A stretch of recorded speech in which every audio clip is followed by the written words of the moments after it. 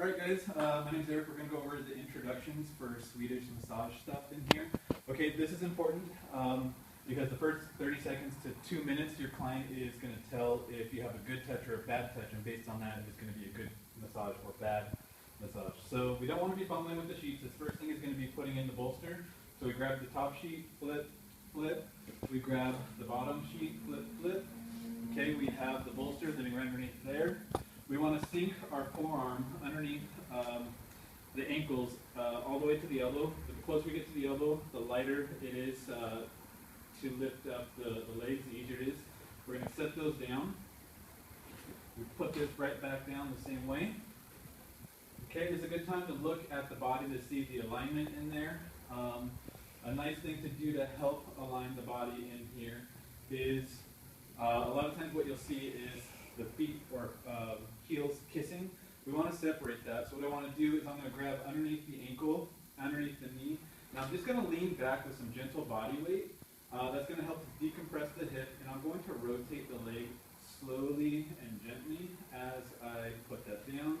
We would obviously do the same thing to the other side. Okay. Our next thing, I call this an eagle claw. So using your first 3 fingers, looks like a little eagle's talons. I'm going to hook onto the heel right in there, and I'm not squeezing it, I'm just hooking on there, and I'm leaning back with my body weight just to help decompress the body. It helps to relax the body, settle the energy in the nervous system. The next thing is we have listening stations. So I have the calves in here. I'm going to squeeze them like you're squeezing a water balloon. When you're squeezing them, you want to squeeze, but you can also give it a little bit of a torque in there. With this, you want to be analyzing the muscle tissue. Is it soft and supple like a water balloon, or is it hard like a rock? Does it feel like silly putty? Does it feel like Play-Doh? This helps us start analyzing the type of body we're working with. Okay, the next thing is we have the hamstrings. So no pressure on the back of the knee. We have the hip right in here, so we're working with the femur right there.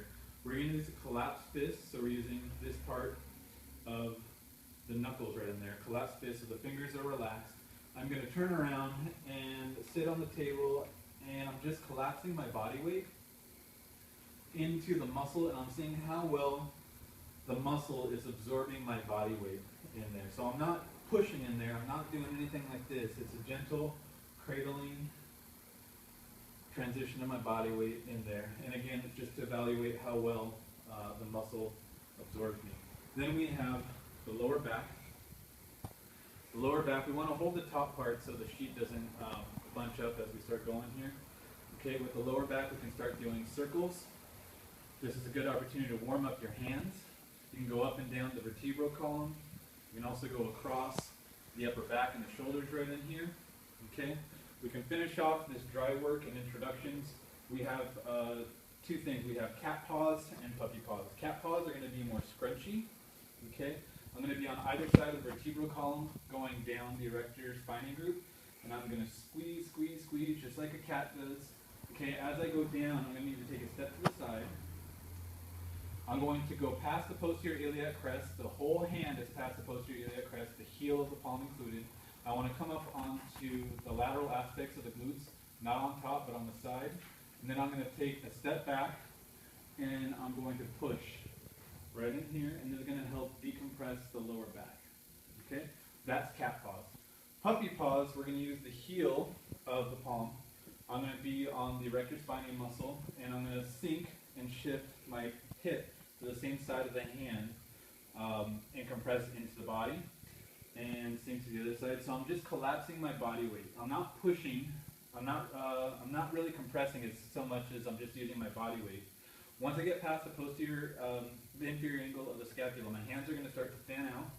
I'm going to step to the side, so I'm straddling the corner of the table, transitioning the pressure from the heel of my palm to the entire palm, walking that down.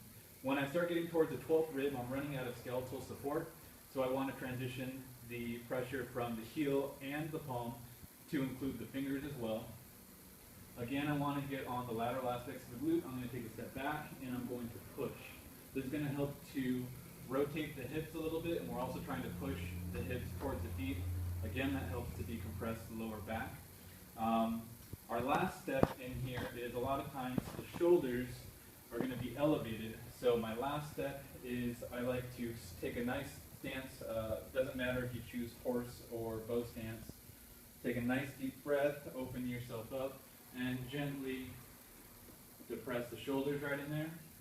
And that is going to be a really good introduction and dry work for your Swedish massage. Thank you.